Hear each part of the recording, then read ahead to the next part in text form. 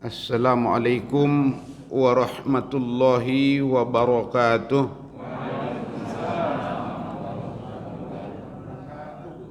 Alhamdulillahi rabbil alamin, alladzi ahyana ba'dama amatana wa ilaihin nusur. Asyhadu an la ilaha illallah wahdahu la syarika lah, wa ashhadu anna Muhammadan abduhu wa rasuluh la nabiyya ba'dah. Allahumma salli wa sallim ala rasulillah sayyidina Muhammadin wa ala alihi wa ashabihi ajma'in. Rabbi shrah li sadri wa yassir li amri wahlul 'uqdatam min lisani yafqahu qawli, amma ba'd. Bapak-bapak serta ibu-ibu jemaah salat subuh yang saya muliakan, pertama kembali kita sama-sama mengucapkan puji dan syukur kita kehadrat Allah Subhanahu wa taala di atas segala curahan rahmat dan nikmat yang tidak pernah berhenti diberikannya kepada kita. Alhamdulillah masih dapat bertemu di masjid yang kita cintai ini dalam keadaan sehat walafiat, dalam rangka melaksanakan ubudiyah kita kepada Allah. Mudah-mudahan seluruh rangkaian amal ibadah yang kita laksanakan ini menjadi amal ibadah yang berterima di sisi Allah Subhanahu wa taala. Salawat seiring salam sama-sama kita pohonkan kepada Allah. Semoga senantiasa tercurah buat junjungan kita Nabi besar Muhammad sallallahu alaihi wasallam dengan ucapan Allahumma salli wa sallim wa barik ala sayyidina Muhammad wa ala ali sayyidina Muhammad. Dengan seringnya kita bersalawat kepada Nabi, mudah-mudahan kelak di yaumil akhir kita semua mendapat syafaat dari beliau. Amin ya rabbal alamin. Kaum muslimin dan muslimat, shaimin was shaimat rahimakumullah. Alhamdulillah, hari ini kalau tidak salah sudah memasuki hari yang ke-19. Kayaknya begitu cepat berjalannya hari itu. Baru aja rasanya kemarin kita sambut Ramadan itu. Putar sana, putar sini, sibuk sana, sibuk sini. Sudah 19 hari. Tidak seberapa hari lagi Ramadan akan berakhir. Mudah-mudahan harapan kita lewat pelaksanaan ibadah Ramadan ini, Allah memberikan hidayah agar lewat didikan yang mulia ini kita kelak menjadi orang-orang yang bersyukur. Karena bapak-bapak dan ibu-ibu, kata Allah dalam Al-Quran, salah satu tujuan ibadah Ramadan ini menempa diri manusia menjadi orang yang bersyukur. Itu dijelaskan Allah di surah Al-Baqarah, walitukmilul iddata walitukabbirullaha ala ma hadakum wa la'allakum tashkurun.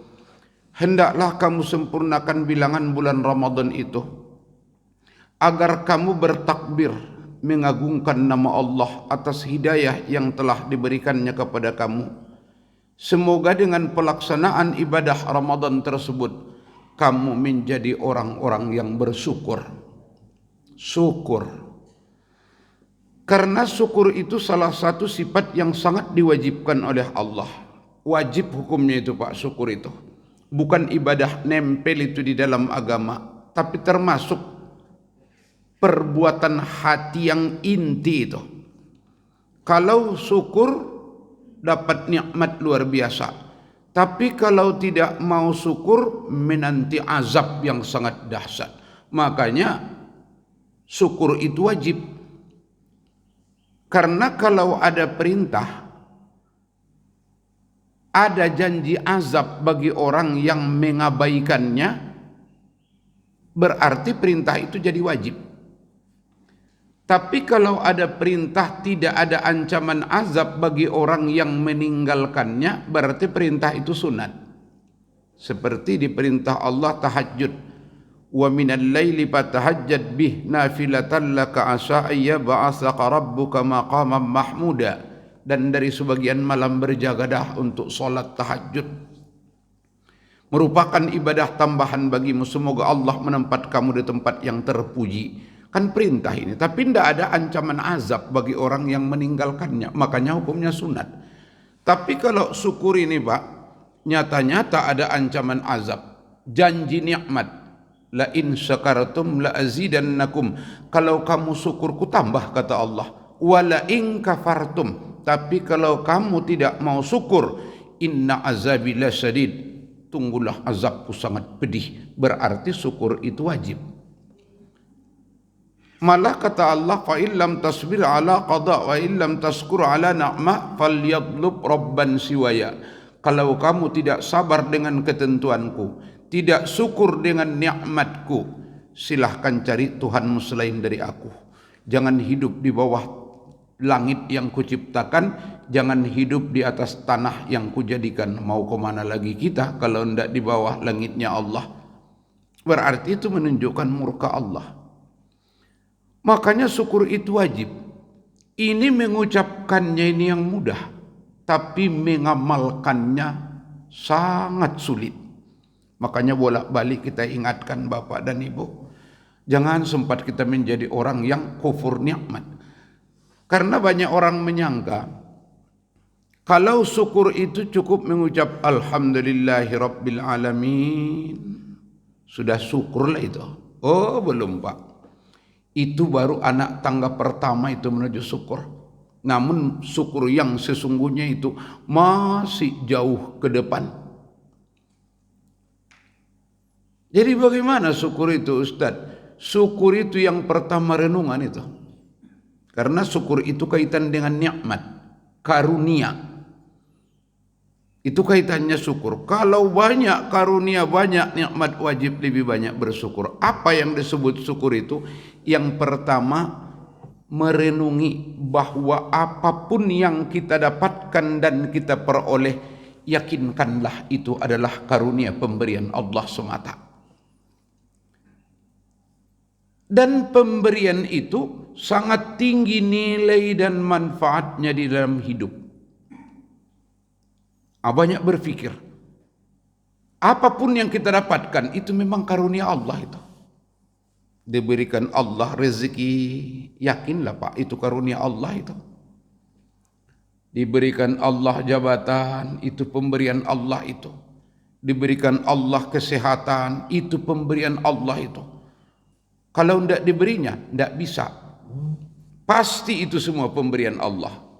Buktinya Bapak kaya, banyak orang yang miskin. Yang miskin itu kan malas kerja Ustadz. Oh tidak juga Pak, kadang-kadang lebih rajin lagi yang miskin itu kerja daripada yang kaya. Saya banyak kulihat begitu. Lebih hebat, gigih lagi orang miskin itu. Kalau orang kaya kadang-kadang tidak pala sulit kok datangkan rezeki itu, duduk-duduk aja dia datang duit itu. Banyak ku tengok begitu. Santai-santai dia di rukonya datang telepon, orang yang bawa barang masuk ke gudang. Nanti siang orang pula yang mengambil barang, berangkat dari gudang, masuk ke nomor rekening. Pagi itu 40 juta Pak. Hebat kali Bapak ini. Kawan banting tulang dari sahur sampai pagi, sambung lagi sampai siang sampai sore. Masya Allah, cari 100.000 aja payah Pak. Makanya jangan sangka pekerjaan kita itu yang hakikat memberi rezeki itu Allah. Itu jalan Allah memberi rezeki. Bapak berjabatan, tolong Bu, itu jabatan itu karunia Allah. Suami aku punya jabatan Ustaz karena dia pintar. Banyak orang yang lebih pintar dari Bapak, tapi tidak dapat jabatan. Banyak orang yang bodoh, Masya Allah dapat jabatan pula dia Pak, kepala bagian pula itu. Padahal bodohnya tidak tanggung-tanggung. Kenapa bisa begitu? Allah yang mengatur karunia dan rezeki itu. Ilmu itu pun begitu itu. Kadang-kadang pintar dibuat Allah. Jangan disangka setiap orang yang rajin belajar itu pintar. Tidak juga. Ada kawan saya Masya Allah rajin kali Pak belajar, tapi bodohnya tidak tanggung. Bodoh dia. Terakhir aja dia pulang itu. Kalau kami dulu entah sama entah tidak dengan Bapak, kira-kira 15 menit lagi waktu mau selesai belajar, itu guru nanya itu, siapa yang dapat boleh pulang, siapa yang dapat boleh pulang, tanya, tunjuk tangan, pulang. Ini kawan saya terakhir aja dia pulang itu, saking bodohnya. Tapi itu pula kehendak Allah. Rupanya bukan setiap orang yang bodoh itu miskin, kaya kali dia Pak. Oh sekarang di kampung saya termasuklah dia 3 besar orang terkaya. Sawitnya banyak Pak, mesin pedinya pun ada, sawahnya banyak, kol dieselnya banyak. Hebat kau Rahman ya. Dulu kau kayak gitu, kayaknya ndak kayak gini, kehalah tulang ini ada aja katanya. Makanya itu ketentuan Allah itu. Jangan disangka orang yang pintar akan selalu menjadi kaya. Ndak. Jangan selalu dipikir orang yang gigih bekerja akan dapat rezeki. Belum tentu. Itu ketentuan Allah. Makanya ketika diberikan Allah ke kita rezeki, yakinkan itu semata-mata pemberian Allah. Kemudian rasakan betapa nilai pemberian Allah itu dalam hidup.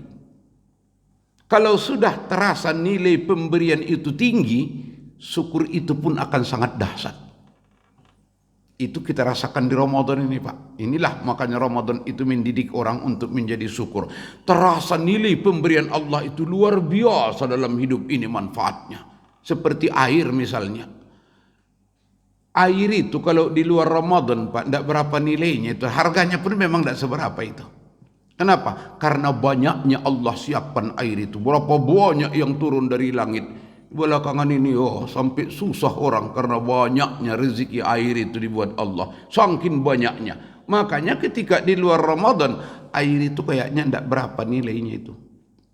Tapi di bulan Ramadan terasa Pak nilai air itu luar biasa. Kalau di luar Ramadan, kalau dari harga 1 galon besar itu, paling-paling 4.000 1 galon. Kan murah itu. Itu karena banyaknya itu. Makanya kalau mau tahu nilai rezeki air yang diberikan Allah itu, rasakanlah di bulan Ramadan. Oh, baru setengah hari Pak, ndak ngalir air di sini, Masya Allah. Kering rasanya. Pulang dari pasar ibu tuh, pasar Palapa. Jam 1 siang Pak, hari panas, muka merah, cucur keringat. Langsung ke dapur karena kebiasaan. Langsung ke dapur, letakkan tas belanjaan, buka kulkas. Oh, nampak di kulkas tuh air aqua itu keringat-keringat Pak. Berembun-embun dia. Ini udah minta, ini ngak-ngok, minta dia. Seandainya ada hukum Allah meloloskan. Ini seandainya. Aku ibah nengok kamu hambaku, kasihan aku nengok kamu haus seperti itu mengharap ridhaku. Aku izinkanlah kepadamu minum air.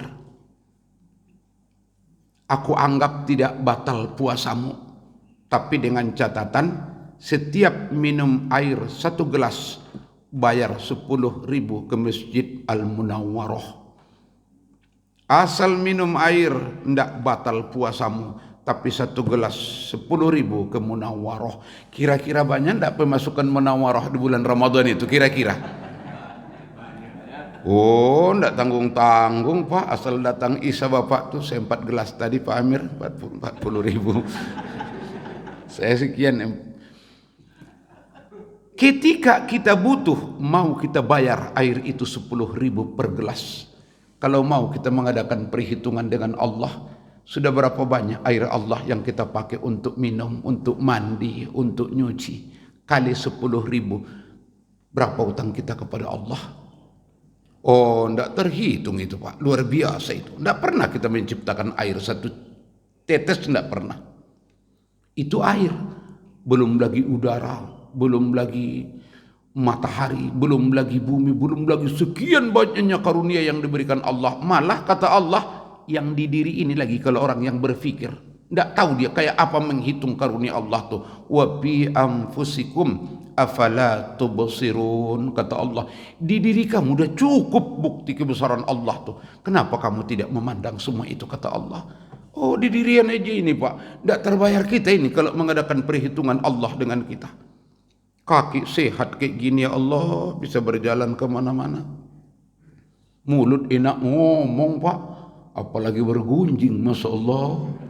Lancar kali, tangan bisa berbuat, semuanya berfungsi. Kira-kira kalau mau kita renungi, berapalah yang pantas harga kesehatan ini kita bayar? Oh, saya tidak bisa ngitung Pak. Nggak bisa ngitung, entah berapa wajarnya kita bayar. Ibu tahu berapa harganya kira-kira? Hah? Tidak tahu. Itulah sering saya bilang, kalau mau tahu nilai harga kesehatan itu, pergilah sering ke awal bros. Tidak, maksudnya Pak bukan kita minta sakit, kita berlindung kepada Allah, janganlah. Tapi tidak bisa kita ingkari apa yang diucapkan Nabi. Kalau kamu mau tahu nilai kesehatan itu, selalulah jenguk orang sakit. Terasa itu nilai kesehatan itu. Orang yang sakit banyak di awal bros Pak. Hampir segala jenis penyakit ada di sana. Tengok sebelah sana, Masya Allah, bapak itu udah 2 tahun tuh stroke, tidak bisa kemana-mana, paling di kursi roda, sorong kamar mandi, sorong mau ke depan. Alhamdulillah, ya Allah, kaki saya masih sehat nih, masih bisa jalan kemana-mana, maraton 3 km 1 pagi masih bisa. Nampak pula di sana seorang ibu penyakit gula, enggak boleh makan nasi, minum teh manis enggak boleh. Ya Allah, alhamdulillah, saya masih bebas minum kopi, ya Allah, masih bebas makan ini. Kayak apa nilai kesehatan ini? Nampak pula bapak di sana sesak napas, pakai oksigen dokter. Kalau enggak pakai oksigen enggak bisa lagi. Alhamdulillah ya Allah, saya masih bebas bernapas, enggak pakai oksigen dokter. Jangankan bernapas, ngerokok aja masih bisa, ya Allah. Betapa nilainya kehidupan ini dibuat Allah. Oh, luar biasa ini Pak. Kalau mau tahu rupiahnya, tunggulah orang mau pulang. Ada bapak dan ibu udah bawa tas, bawa termos, bawa tikar, bawa ini. Ada tangin, Pak mau pulang ya Pak. Berapa lama di rumah sakit Pak? 10 hari. 5 hari di ICU, 5 hari di kamar inap. Berapa duitnya Pak? Adalah jawabnya itu. Kalau ada BPJS dia. Kalau BPJS ya tanyalah kasirnya. Kira-kira berapa itu Pak? 5 hari ICU, 5 hari ruang inap, kira-kira ada 10 juta. Bikinlah 10 juta diskon bagi jemaah Munawarah. 10 juta aja lah. Berarti 10 juta, 1 juta per hari. 1 juta per hari. Apa tidak mustahil kalau Allah kehendaki sakit kita, sakit yang lama? Oh, Allah kehendaki, tidak ada yang sulit buat Allah. 1 juta per hari Pak. Udah berapa lama kita yang sehat dibuat Allah ini? Udah berapa utang kita kepada Allah? Pantaslah Allah berkata, wa atakum min kulli ma sa'altumuh wa in ta'uddu ni'matallahi la tuhsuha. Aku berikan apa yang kamu minta, aku siapkan apa yang kamu butuhkan. Sekian banyaknya karunia Allah ini. Jika kamu mau menghitung nikmatku itu tidak akan sanggup kamu menghitungnya, kata Allah. Nyata itu Pak. Itu bagi orang yang berfikir. Makanya kalau tidak fikir, sikit pun tidak merasa berhutang jasa kepada Allah. Tapi kalau yang berfikir dia, ya Allah, seperti apalah aku membalas jasa kebaikanmu. Udah sering ku bilang, Bu, itu kakek saya dulu, waktu saya masih kecil-kecil, asal siap makan itu nangis dia itu. Siap makan, dah kenyang, minum dia. Alhamdulillahi Rabbil Alamin. Nangis dia, netes air matanya. Awak yang tidak paham waktu itu marah. Kaki ini kecengeng kali. Makan nangis, makan nangis. Apa jawab dia? Dek, tidak tahu saya gimana membalas kebaikan Allah nih. Belum pernah saya ciptakan 1 biji beras. Sekarang saya makan sekian banyak nasi yang saya makan. Seperti apa aku membalas ini? Tidak pernah aku menciptakan setetes air pun. Berapa banyak air Allah yang aku minum, hilang haus saya. Kalau tidak dipertanggungjawabkan nanti di hadapan Allah, seperti apa nasibku melalui menghadapi murka Allah. Itu orang tua dulu. yang sadar kalau itu karunia yang sangat tinggi nilai manfaatnya. Tapi kalau orang yang tidak berpikir, kayaknya tidak ada hutang jasa ke Allah. Udah kenyang dia, makan nasi, makan sop, makan rendang, udah kenyang. Waduh, kenyang kali dah. Alhamdulillah dah Pak. Kenyang kali dah. Lupa diri itu Bu. Lupa kacang sama kulitnya. Tidak ingat siapa yang membuat beras itu, siapa yang menciptakan air itu. Makanya ditegur oleh Allah, afara'aitumul ma'allazi tasrabun a'antum anzaltumuhu minal muzni am nahnal munzilun law nasa'u laja'alnahu ujaja falawla tashkurun. Apa tidak kamu lihat air yang kamu minum itu, kata Allah, kamukah yang menciptakan itu atau kami yang menurunkannya dari langit? Seandainya kami kehendaki, kami jadikan semua air ini asin, apa jadinya kira-kira? Semua air asin, air sumur asin, air galon air asin, semua asin. Kacau manusia ini Pak. Namun demikian kamu tidak mau bersyukur, kata Allah. Makanya datang ucapan yang tulus. Kalau sudah sadar nikmat itu banyak, ketika menerima nikmat itu, alhamdulillahi rabbil alamin, syukur ya Allah. Tapi datangnya ketulusan mengucap alhamdulillah itu setelah terasa nilai pemberian Allah itu tinggi. Kalau tidak direnungi nilai itu tinggi, tidak ada ketulusan alhamdulillah itu, basa-basi aja itu Pak. Sama dengan kita dalam sosial ini. Kalau tinggi nilai pemberian kawan, terima kasihnya hebat itu ketulusannya. Tapi kalau tidak berapa nilainya, terima kasihnya basa-basi itu. Datang kawan, awak tahu dia orang tukang rokok. Rokok Pak, mudah-mudahan Bapak bisa menikmatinya. Dikasihnya rokok Rolex, sedangkan rokok Bapak itu Dunhill. Mana pula senang nih. Makasih ya Pak. Basa-basi itu Pak, begitu lewat lemparkannya ke samping itu. Tapi ketika kita haus dalam perjalanan, memang air tidak ada, minum habis, datang pula kawan, haus Pak, iya, bingung saya tidak ada air. Ini ada Pak, dikasihnya Fanta Pak, keluar dari kulkas pula. Alhamdulillah, makasih ya Pak, makasih Pak. 13 kali terima kasihnya Pak, makasih ya Pak, makasih banyak Pak atas kebaikan Bapak. Kenapa? Manfaatnya tinggi pemberian ini, makanya terima kasihnya pun hebat. Sama dengan kita dengan Allah, kalau terasa nilai pemberian itu besar, alhamdulillahnya pun sangat tulus kepada Allah Subhanahu wa taala. Makanya renungi dulu, kalau sudah yakin pemberian Allah itu nilainya tinggi, akan datanglah ketulusan alhamdulillahi rabbil alamin. Tingkat kedua. Yang ketiga, sempurnakanlah memanfaatkan pemberian Allah itu ke jalan yang diridhoinya. Ini baru sempurna syukur itu. Sudah terasa nilai pemberian Allah itu besar nilai dan manfaatnya, tulus mengucapkan puji alhamdulillahi rabbil alamin, baru sampaikan kepada kesempurnaannya. Manfaatkanlah pemberian Allah itu ke jalan yang diridhoinya. Karena bagaimanapun juga Bapak dan Ibu, seperti apapun alhamdulillah kita, sadar betul kita pemberian itu semua datangnya dari Allah. Tapi kalau tidak dipakai untuk ridha Allah, belum sampai ke tingkat syukur yang sempurna itu Pak, yakinlah. Nah, dipakai untuk murkanya, ya tetap kufur. Alhamdulillahnya banyak doh. Susah kali Bapak tuh pas akhir bulan tanggal 28 Pak, 27 kajian 3-4 hari lagi, tidak ada lagi. Memang dompet habis, minus betul. Di rumah pun tidak ada lagi. Udah marah-marah sama istri, memang tidak ada lagi, beli rokok 2 batang aja tidak bisa.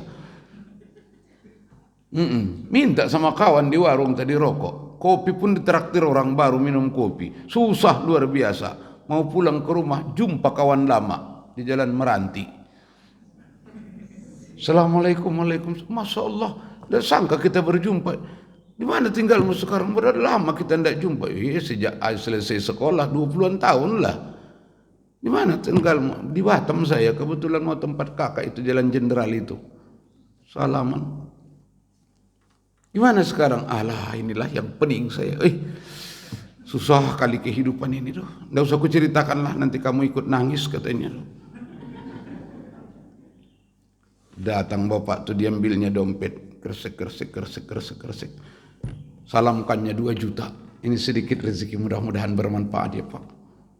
Alhamdulillahirabbil alamin. Ya Allah, makasih Pak. Alhamdulillah. Sepanjang jalan sampai ke rumah ndak berhenti alhamdulillahnya. Alhamdulillah ya Allah, ndak sangka karuniamu, alhamdulillah, syukur ya Allah, syukur, alhamdulillah. Kantongin sampai di rumah, mandi, siap mandi, ganti pakaian, langsung berangkat ke warung balik. Sampai ke warung, dijudikannya habis 2 juta itu. Apa itu masih syukur disebut itu Pak? Enggak, padahal alhamdulillahnya banyak doh. Alhamdulillahnya kalau dihitung dengan tasbih, penuh tasbih itu. Saking banyaknya alhamdulillah. Sadar dia itu pemberian Allah, tapi dimanfaatkan untuk murka Allah, itu tetap digolongkan kufur nikmat. Makanya di sini yang selalu orang lari dari sifat syukur itu. Kalau orang yang mengucap alhamdulillah Pak, masih banyak. Oh, masih banyak. Awal bulan dapat gaji, alhamdulillah ya Allah. Menjelang lebaran dapat THR, alhamdulillah ya Allah. Pulang dari pasar, hitung penjualan lumayan karena menjelang Idul Fitri banyak pembeli, alhamdulillah ya Allah. Sampai rumah, alhamdulillah ya Allah. Siap makan, alhamdulillah ya Allah. Panen sawit, mahal pula sawit itu, alhamdulillah ya Allah, alhamdulillah. Masih banyak yang mengucap alhamdulillah, tapi Allah tetap memponis dalam Al-Quran, qalilam min ibadiyas syakur, sangat sedikit dari hamba-hambaku itu yang mau bersyukur.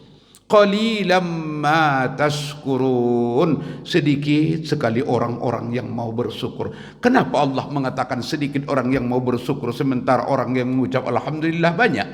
Yang membuat tak sampai syukur itu poin yang ketiga ini. Sangat sulit memberikan karunia itu ke jalan yang diridhai Allah. Kenapa? Digagalkan oleh setan. Oh, digagalkan setan Pak. Pakai sana, pakai sini. Aku ndak juga Ustaz, berjudi aku ndak, menipu orang ndak, membungakan uang ndak, beli minuman keras ndak. Memang Pak, memanfaatkan karunia di jalan yang dimurkai Allah bukan harus berjudi, bukan harus membungakan uang. Yang paling sering membuat manusia gagal dalam bersyukur pemanfaatan karunia itu untuk yang israf dan tabazir. Israf itu bermewah-mewah, tabazir sempat membuang-buang. Tengok Pak, kira-kira berapa orang lagi pejabat yang banyak ini yang mau memanfaatkan jabatannya untuk ridha Allah? Tinggal sedikit lagi itu Pak, yakinlah. Ada sih ada, terutama jamaah Munawwaroh, terutama yang lain pun masih ada, tapi insya Allah lebih banyak yang Munawwaroh Pak. Kebanyakan itu Pak, jabatan itu bukan lagi memikirkan untuk menegakkan kebenaran, menghancurkan kebatilan, menolong agama Allah. Sudah jarang itu. Jabatan diberikan Allah cari keuntungan, memajukan golongannya, organisasinya, paling tidak keluarganya. Tapi kalau yang berpikir bagaimana jabatanku ini bisa mampu menolong agama Allah, itu sudah jarang orangnya itu. Makanya dia bilang Allah qalilan min ibadiyas syakur, sedikit dari hambaku itu yang mau bersyukur. Fakta di depan mata kita kok Pak. Seandainya separuh saja pejabat-pejabat itu betul-betul mau memanfaatkan jabatannya menolong agama Allah, tidak seperti itu dukanya agama Islam kita ini. Tidak seperti ini dukanya Islam itu. Malah kadang-kadang jabatan itu menghimpit perkembangan Islam yang kita takutkan.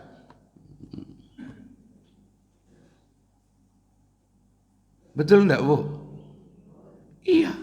Tenaga ini pun, kalau umat Islam itu separuh saja mau mensyukuri nilai kesehatan yang diberikan Allah ini, tidak ada masjid yang sunyi di Pekanbaru. Tidak ada masjid yang sunyi. Separuh aja mau mensyukuri nikmat itu, tidak akan sunyi masjid itu. Tapi kenyataan tengok, kakinya sehat Pak, pekerjaannya 5 kilometer. Tiap hari bisa ke pekerjaan untuk mencari duniawinya. Tapi masjid cuma 100 meter, tidak sampai-sampai ke masjid. Banyak yang tidak sampai ke masjid. Munawarah aja yang masih ramai ini Pak. Kalau Munawarah alhamdulillah lah Pak, masih ramai aja. Dibanding dengan masjid yang sunyi ya kan Pak. Ya tentu ke sana perbandingannya supaya jangan terjadi dusta. Masih ramai ini. Tempat lain Masya Allah, asal untuk rumah-rumah ibadah sunyi, kasihan kita nengoknya. Memang masjidnya lumayan po, enggak tanggung-tanggung kalau bangunan fisik masjid itu. Mewah, sajadahnya tebal-tebal, tempah langsung dari apa? Dari Turki, oh Masya Allah. Fasilitasnya, pendingin enggak cuma lagi kipas angin, sampai AC. Minumannya panas dingin ada, kopi teh ada. Iya, sampai bingung kita kadang-kadang. Selera jemaah. Makanya 2 malam yang lalu buka puasa bersama sampai bingung saya. Pas buka, aku tengok teh diambil orang teh. Panas Pak, bawa ke meja saya ke tempat duduk. Pas berbuka, aku minum. Loh, kok tidak ada gulanya aku pikir. Aku tengok, loh rupanya di sampingnya gulanya. Rupanya sesuai dengan selera Pak. Yang mau banyak gula bisa dibanyakkan, yang mau sedikit gula bisa disedikit. Aku pikir kayak di rumah udah digulai kian. Rupanya harus sesuai dengan selera Pak. Memang hebat. Tapi yang ramai pas buka bersama. Berikut datang saya subuh ke situ, sunyi kali orangnya. Masya Allah, kasihan Pak. Padahal masjidnya besar, luar biasa. Tengok jemaah subuhnya lebih banyak tiangnya dari orangnya. Kalau waktu berbuka, alhamdulillah ramai luar biasa. Oh, gini rupanya. Karena ada makanan, ada minuman, rame orang. Tapi ketika memanfaatkan karunia ini, khusus untuk ibadah tanpa pamrih duniawi, sulit orang memanfaatkan karunia Allah itu. Harta pun begitu Pak. Seandainya umat Islam itu mau syukur nikmat, pasti masjid tak pernah kekurangan dana. Yakinlah itu. Tapi kenyataan, masjid itu miskin di tengah-tengah masyarakat yang kaya raya. Entah betul entah enggak, kalau di sini kurasa enggak ya Bu ya. Kurasa enggak. Mudah-mudahan janganlah. Loh, kita lihat sendiri Pak faktanya. Orangnya kaya-kaya. Kalau sudah berbelanja untuk kehidupan duniawi, tidak berhitung Pak. Jarang nampak duit 20 ke bawah, dibawanya ke tempat perbelanjaan. 50, 100, 50, 100. Itu aja duit yang nampak dalam perbelanjaan. Tengok, buah puluhan ribu.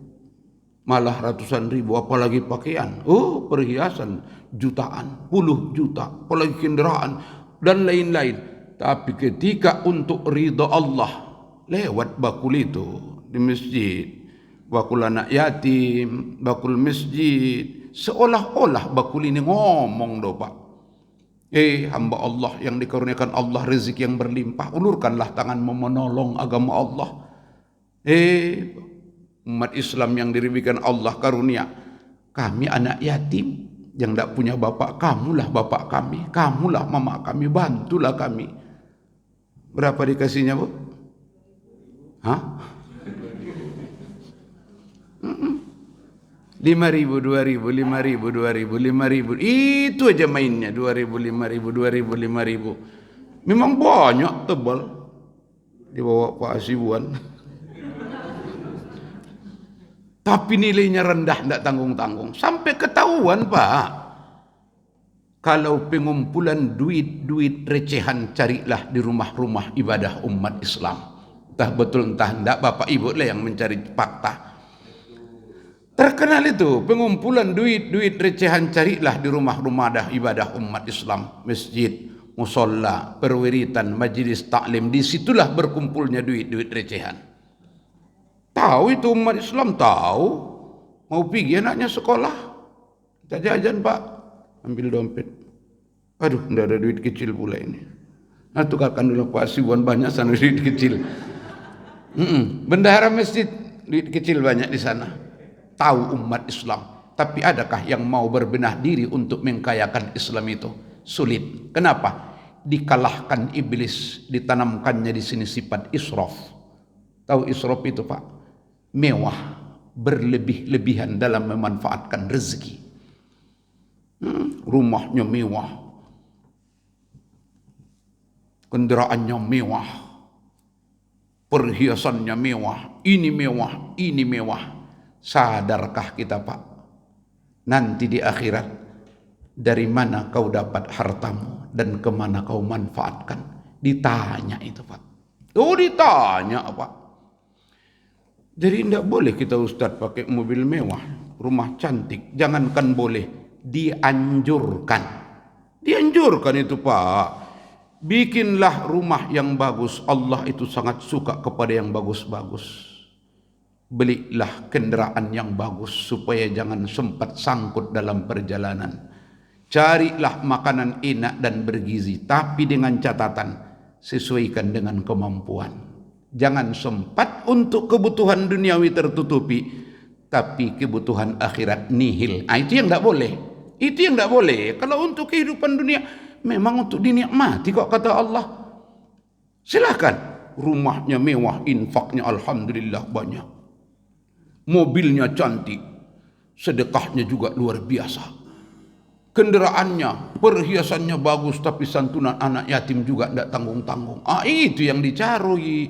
Ini kadang-kadang karena terburu dengan kemewahan itu, tidak sempat terbagi Pak. Orang mampunya dia mobil carry, dia miliknya Avanza. Kekurangannya kredit. Iya banyak yang begitu. Mampunya Avanza, belikan Innova, kurangnya kredit. Mampunya di Innova beli Fortuner, kekurangannya kredit. Penuh hidup dengan kredit. Mobil kredit, kulkas kredit, TV kredit, pakaian kredit, perhiasan kredit, dibalut kredit. Akan kapan lagi Bapak bisa membagi harta itu untuk ridho Allah? Seharusnya bukan salah kita pakai mobil mewah. Kalau mampu mobil Fortuner, belilah Innova. Ya Allah, sisanya ini menolong agamamu ya Allah. Mampu dia Innova, beli Avanza. Ini untuk sesama saudaraku ya Allah. Mampu dia Avanza, beli Carry. Inilah untuk kehidupan beragama ya Allah. Mercy aja pun boleh Pak. Mercy boleh. Tapi sesuai dengan kehidupan, sesuai dengan kemampuan. Yang sulit itu tadi. Ketika datang kredit mobil sekian juta per bulan, tapi ketika datang yuran untuk masjid dan sosial, ngomel-ngomel ibu tuh, ngomel-ngomel. Aku tiap bulan aku membayar, kata, ndak pernah aku nerima, minta mati pula dia itu. Kan ada yang begitu Pak. Ada yang kayak gitu anggota sosial kematian. Bayar yuran, payah kali dia. Seolah-olah dia ingin cepat menerima. Tapi disuruh mati, tidak mau dia. Minta dia dibagi untuk dia walaupun belum waktunya. Termasuklah itu serakah dalam kehidupan. Makanya kita renungi hidup ini Pak. Tidak lama ini, semua amanah ini. Yakinkanlah jabatan itu, harta itu, tenaga itu, ilmu itu bukan milik kita itu. Tidak. Amanah dari Allah. Amanah namanya itu yang wajib kita pertanggungjawabkan. Umurmu kemana kau pakai? Kesehatanmu kemana kau pergunakan? Ilmumu kemana kau manfaatkan? Hartamu dari mana kau peroleh? Dan kemana kau pergunakan? Itu wajib dipertanggungjawabkan Pak. Wajib. Yang ditakutkan itu semua untuk foya-foya, semua untuk kemewahan. Lupa kepada ridha Allah. Itulah yang ditegur Allah. Alhaakumut takasur. Bermegah-megah telah melalaikan mereka. Hatta zurtumul maqabir. Sampai mereka masuk ke liang kubur. Karena itu Bapak dan Ibu, harapan saya tapi ya, manfaatkanlah karunia Allah menolong agama Allah. Jangan kita jadikan masjid kita itu pengemis, tapi kayakanlah masjid itu. Ma indakum yanfadun wa ma indallahi baq. Apa yang kamu sisakan untuk diri kamu di dunia pasti binasa. Wa ma indallahi baq. Apa yang kamu berikan kepada agama Allah itulah yang kekal abadi. Apalagi di bulan Ramadan seperti ini, Bu. Iya, Bu. Tolonglah, Bu. Masjid kita ini kita kayakan masjid ini. Banyak kebutuhan di masjid ini. Apalagi mungkin ada buka puasa bersama di sini. Subhanallah. Berapa pahalanya itu, Pak? Kata Nabi, memberi bukaan kepada orang yang berpuasa, pahalanya menyamai pahala orang yang berpuasa itu dengan tidak mengurangi pahala orang yang berpuasa itu sendiri. Kalau sempat kita kasihlah ke masjid ini bukaan untuk 5 orang. Sama pahalanya dengan pahala puasa 5 hari. Kalau sempat itu 30 hari kita rutin memberi bukaan ke masjid 5 orang. Berarti habis Ramadan kita mendapat pahala puasa seperti pahala puasa berapa orang itu, Bu? 5 orang satu hari. 150 hari pahala puasa. Kapan dapat kita itu? 150 hari puasa. Jangankan 150, Pak, kalau untuk dilaksanakan 1 bulan aja pun pening Bapak tuh. Goyang pikiran tuh. Baru 1 bulan. Ini karena memberi bukaan mendapat pahala puasa seperti 150 hari puasa. Kapan didapat itu? Itu milik orang-orang berduit itu. Oh, milik orang berduit, Pak. Makanya karunia Allah itu bisa membawa kita masuk nanti ke dalam sorga. Tapi tidak mustahil karunia Allah itu bisa membimbing kita masuk ke dalam neraka. Tergantung kita. Tapi yakin itu bukan milik, tapi amanah. Amanah yang wajib dipertanggungjawabkan. Berikan bukaan. Nanti orang i'tikaf banyak di sana. Masya Allah, pahala i'tikaf luar biasa, Bu. Rasulullah apalagi 10 yang itu nanti malam udah. Malam yang ke-20 ya. Malam ke-20. Malam ke-21 itu sudah merupakan malam i'tikaf bagi Rasulullah. Kata Aisyah radhiyallahu anhu, kalau sudah 10 yang terakhir Ramadan itu jarang Nabi keluar masjid. Jarang Nabi keluar masjid. Siang malam beriktikaf di masjid. Siang malam beriktikaf di masjid. Menunjukkan betapa besarnya pahala i'tikaf. Sesudah wafat Nabi kita, itu diteruskan oleh Aisyah radhiyallahu anha. Tetap dia beriktikaf di masjid.